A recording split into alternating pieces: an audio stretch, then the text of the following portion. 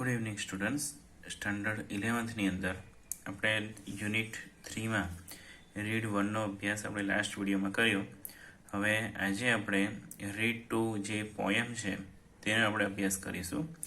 હવે આ પોયમ આપણે જે ટાઇટલ અહીંયા આપ્યું છે woodman સ્પેર્ડ that tree.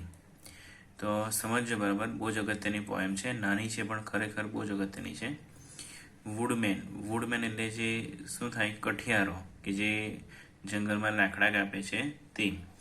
Spare that tree એટલે વૃક્ષ આપણને ખબર છે, ધેટ એટલે પેલું પણ આપણને ખબર છે.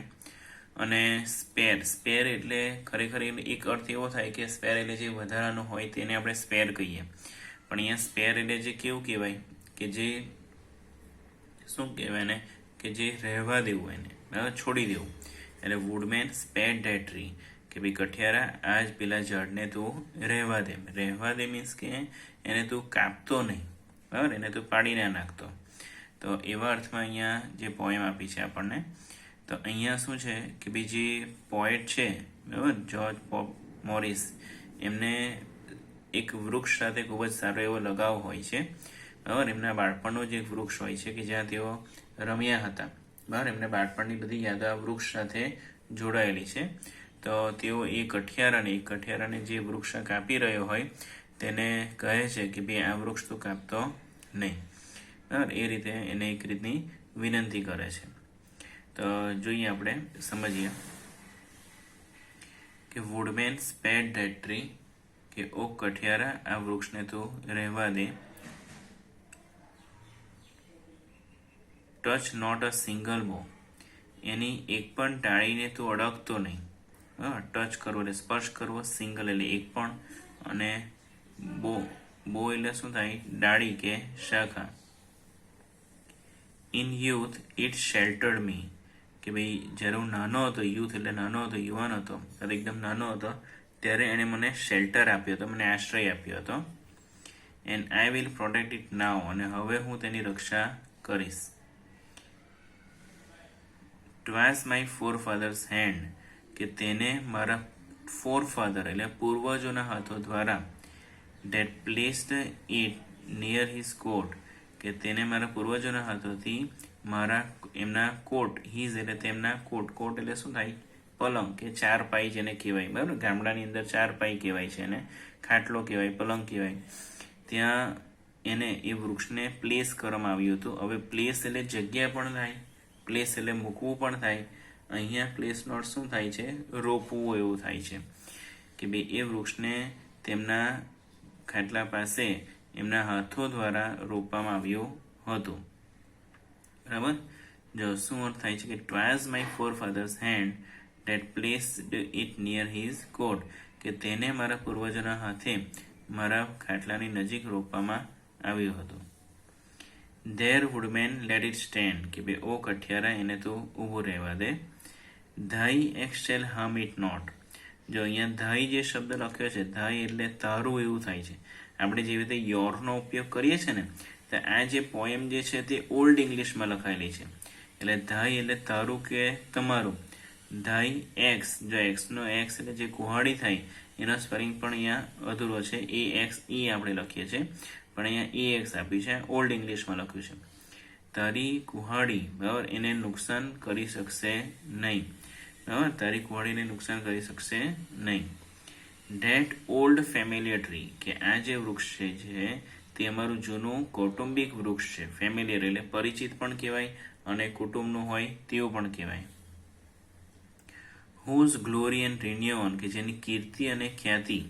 હવે આમ રીતે જોવા છીએ તો કીર્તિ અને ખ્યાતિ બંને અર્થ એક જ થાય છે બરાબર, પણ અહીંયા બે શબ્દ અલગ અલગ આપ્યા છે એટલે આપણે ગુજરાતીમાં બે અલગ અલગ શબ્દનો ઉપયોગ કરી શકીએ. જેની કીર્તિ અને ખ્યાતિ are spread over land and sea, કે જે આજે જમીન અને સમુદ્ર પર ફેલાયેલી છે બરાબર, કે ભાઈ જેની કીર્તિ અને ખ્યાતિ જમીન અને સમુદ્ર પર ફેલાયેલી છે. એન્ડ વુડસ્ટ હ્યુ ઇટ ડાઉન, હવે જોજો આ આખું અલગ વસ્તુ છે.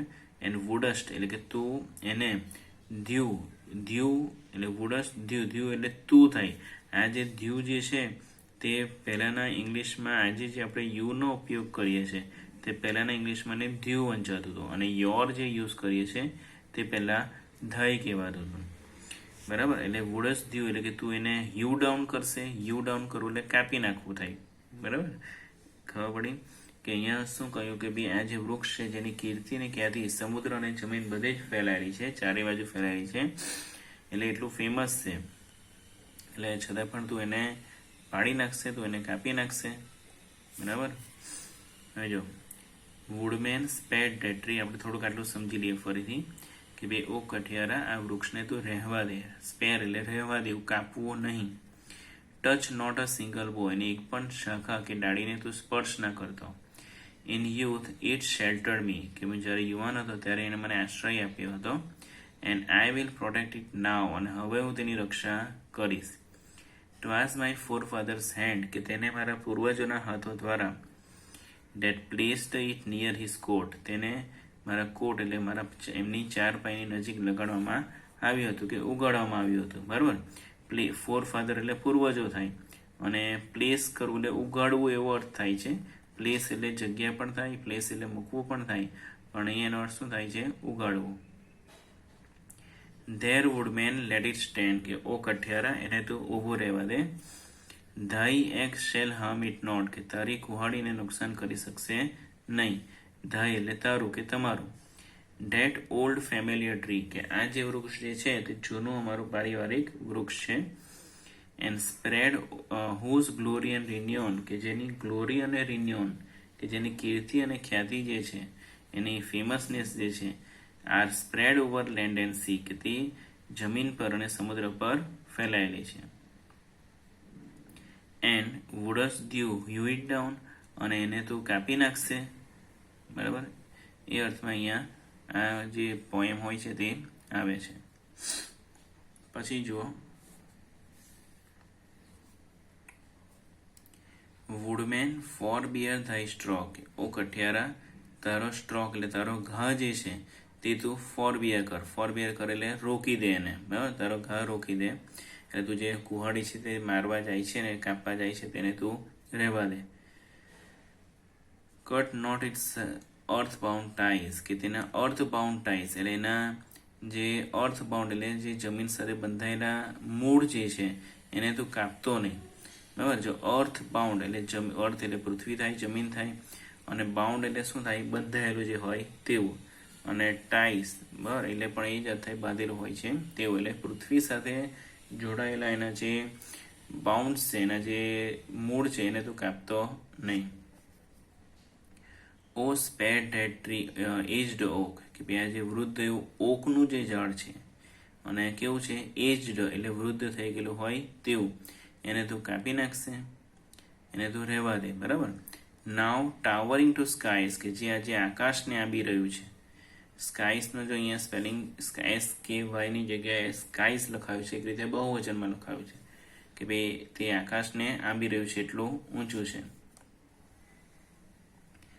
When but an idle boy, કે જ્યારે હું એક આઇડલ બોય એટલે કે આળસુ એવો છોકરો હતો નાનો.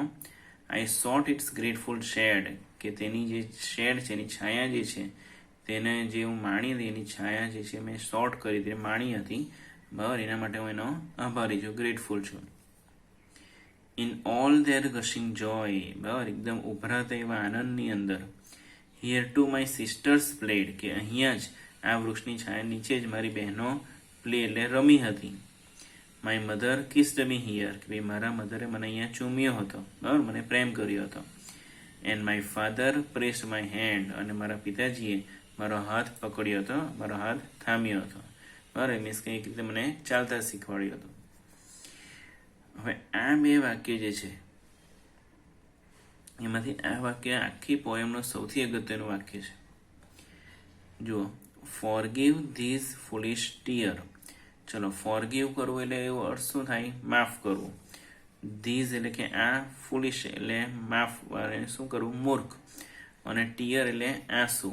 એટલે શું અર્થ થાય છે? ફોરગીવ ધીઝ ફુલિશ ટીયર, કે આ મૂર્ખ આંસુને તું માફ કરી દે. મૂર્ખ આંસુને માફ કરી લે એનો અર્થ શું? કે મીન્સ કે તું આ જે એક પ્રકારની જીદ કરી રહ્યો છે આ વૃક્ષ કાપી નાખવાની, તે જીદ તું છોડી દે. But let that old oak stand, પણ આ વૃદ્ધ એવા ઓકને તું ઊભું રહેવા દે. બરાબર. ખ્યાલ આવ્યો? જો આપણે ફરીથી આ જે લાઈન છે તે જોઈ લઈએ. વુડમેન ફોરબિયર thy સ્ટ્રોક, કે ભાઈ વુડમેન તારો જે સ્ટ્રોક છે, ઘા જે છે, બરાબર, એને તું ફોરબિયર કર, એને રોકી દે. કટ નોટ ઇટ્સ અર્થબાઉન્ડ ટાઈઝ, કે એના પૃથ્વી સાથે જોડાયેલા તાર છે, મીન્સ કે જે મૂળ છે એને તું કાપતો નહીં. ઓ સ્પેટ એટ એજ્ડ ઓક, કે આ વયોવૃદ્ધ એવા ઓકના ઝાડને તું રહેવા દે. નાવ ટાવરિંગ ટુ સ્કાયઝ, કે જે આકાશને આજે આંબી રહ્યું છે. When but an idle boy, કે જ્યારે હું એક આળસુ એવો છોકરો હતો. I sought its grateful shade, કે તેની જે ખૂબ જ ઠંડી એવી જે છાયા છે એને મેં માણી હતી. એન ઓર ગર્શિંગ ધેર જોય, ઉભરતા, ગર્શિંગ એટલે ઉભરાતું હોય તેવું, એવા આનંદથી. Here to my sister's played, કે ભાઈ એ જ આનંદથી ખુશીથી મારી બહેનો અહીંયા રમી હતી. My mother kissed me here, મારા મધરે મને અહીંયા ચૂમ્યો હતો, મને પ્રેમ કર્યો હતો. And my father pressed my hand, મારા પિતાજી મારો હાથ થામ્યો હતો, મીન્સ કે મને ચાલતા શીખવાડ્યું હતું. ફોરગીવ ધીસ ફૂલિશ ટીયર, આ મૂર્ખ આંસુને તું ભૂલી જાય. જો આ ફરીથી સમજો, ફોરગીવ એટલે માફ કરવું થાય, ધીસ એટલે કે આ, ફૂલિશ એટલે મૂર્ખ, અને ટીયર એટલે આંસુ. એટલે એનો અર્થ શું થાય કે આ મૂર્ખ આંસુને તું માફ કર. એટલે એનો મિનિંગ શું થાય છે કે આ જે તું એક પ્રકારની જીદ કરી રહ્યો છે તેને તું છોડી દે. But let that old oak stand, પણ આ જે વૃદ્ધ વયોવૃદ્ધ એવું ઓકનું જે ઝાડ છે ને તો સ્ટેન્ડ એટલે રહેવા દે, એને કાપતો નહીં. ઓકે, તો આ આપણે પોએમ જોઈ, વુડમેન સ્પેટ ધેટ ટ્રી. ખરેખર આ પોએમ જે છે તે હજી પણ લેન્ધી હોય છે, પણ આપણને આપણા 11thના સિલેબસ પ્રમાણે આટલી શોર્ટમાં આપી છે, બરાબર. પણ તમને ખ્યાલ આવી ગયો હશે કે ભાઈ આમાં શું કહેવા માગે છે તે. જેને થોડી ગ્લોસરી છે તે આપણે જોઈ લઈએ. સ્પેર, સ્પેર એટલે not to hurt or harm, કે ભાઈ એને રહેવા દેવું, એને ઈજા ન પહોંચાડવી. પછી શેલ્ટર એટલે પ્રોટેક્ટ, રક્ષા કરવી. એક્સ જો કુહાડી થાય એના સ્પેલિંગ ખરેખર આ થાય છે. પછી યુ એટલે કટ ડાઉન, કાપી નાખવું. ફોરબિયર કરવું એટલે શું થાય, કંટ્રોલ કરવો, રહેવા દેવું. એન્ડ અર્થબાઉન્ડ ટાઈઝ એટલે રૂટ, એને જે મૂળ હોય છે તે. ગશિંગ એટલે ઓવરફ્લોઈંગ, જે ઉભરાતું હોય તેવું, બરાબર.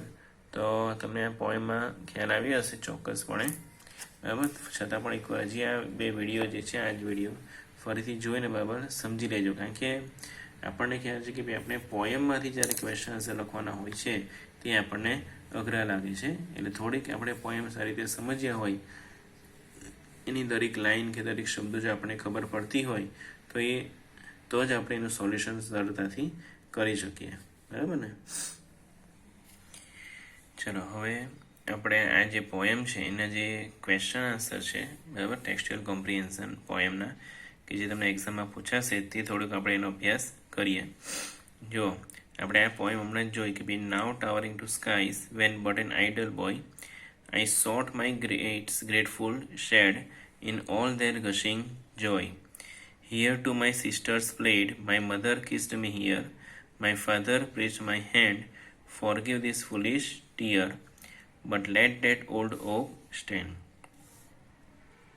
તો જો, when did the poet seek the shade of the tree, કે ભાઈ કવિએ વૃક્ષની જે છાયા છે તે ક્યાં મેળવી હતી, ક્યારે મેળવી હતી. તો જો, the poet sought the shade of the tree when he was an idle boy. જો અહીંયા લખ્યું છે ને કે ભાઈ when but an idle boy I sought its grateful shade. Okay, તો તે પ્રમાણે શું થશે answer, the poet sought the shade of the tree when he was an idle boy. પછી write two rhyming pairs from the stanza.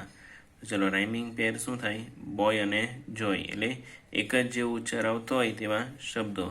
તો boy અને જોય, પછી shade અને પ્લેડ, બરાબર, શેડ અને પ્લેડ.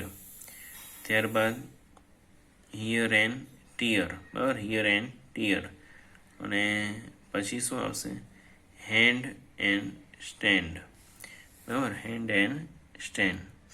તો આ પ્રમાણે આપણે એના આન્સર્સ લખી શકીએ. ચલો પછી જો બીજા કેટલાક ક્વેશ્ચન્સ છે. Woodman spared that tree, touched not a single bough.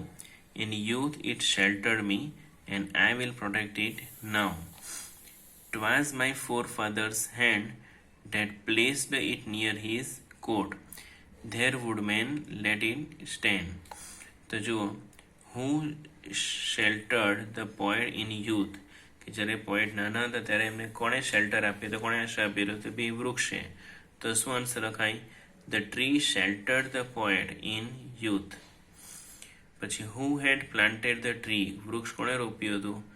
The poet's forefather planted the tree, કે ભાઈ કવિના જે પૂર્વજો હતા તેમણે વૃક્ષ રોપ્યું હતું.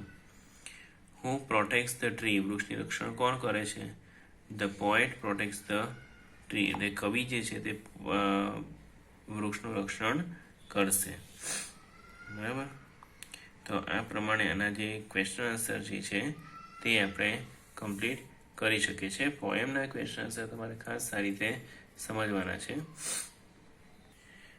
જો થોડુંક હવે આપણે આ પોએમ જે છે એના શબ્દો થોડા સમજી લઈએ, વધારે તમને ખ્યાલ આવે. વુડમેન એટલે કઠિયારો, સ્પેર એટલે કાપવાનું, રહેવા દેવું. બરાબર. બો, અને ઉચ્ચાર બો થાય. બો એટલે શું થાય? ડાળી. પછી યુથ એટલે બાળ અવસ્થા, નાનપણ. શેલ્ટર એટલે આશરો આપવો. પ્રોટેક્ટ કરવું એટલે રક્ષણ કરવું. ફોર ફાધર્સ એટલે શું થાય? પૂર્વજો. પ્લેસ એટલે રોપવું. કોટ એટલે ખાટલો કે પલંગ.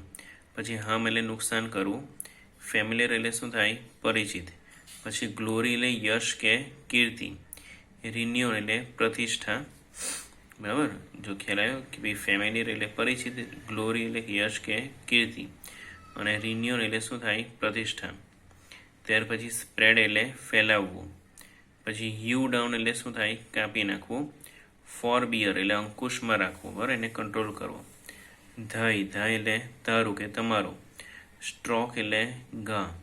પછી અર્થ બાઉન્ડ ટાઈસ એટલે ઝાડના મૂળ. પછી એજડ એટલે શું થાય? ઉંમરલાયક. પછી ઓક એટલે વૃક્ષનું નામ. આઈડિયલ એટલે નવરો. પછી શોર્ટ જે છે તે શીખનું ભૂતકાળ છે, ખાસ ધ્યાન રાખજો. બરાબર. શીખનું ભૂતકાળ શું થાય? શોર્ટ એટલે શોધવું. ત્યારબાદ ગ્રેટફુલ એટલે આભારી. શેડ એટલે શું થાય? છાયો. અને ગશિંગ જોય એટલે જે ઉમળકાભેર આનંદ. બરાબર. એટલે ગશિંગ જે વર્ડ છે એનો અર્થ ઉભરાવું પણ થાય છે. બરાબર. ગશિંગ જોય એટલે ઉમળકાભેર આનંદ. પછી ફોરગીવ કરવું એટલે શું કરવું? માફ કરવું. અને ફુલિશ ટીયર એટલે નાદાન આંસુ. બરાબર. મૂર્ખ આંસુ કે નાદાન આંસુ એવો અર્થ થાય છે. તો તમને ખ્યાલ આવ્યો હશે આ પોએમમાં. આપણે પોએમનો અર્થ સમજ્યા, બરાબર, એના થોડા ક્વેશ્ચન આન્સર જોયા, અને એના જે મિનિંગ્સ જે છે એનો આજે આપણે અભ્યાસ કર્યો છે. બરાબર. ખાસ એનું ધ્યાન રાખજો, બહુ જ અગત્યની પોએમ છે.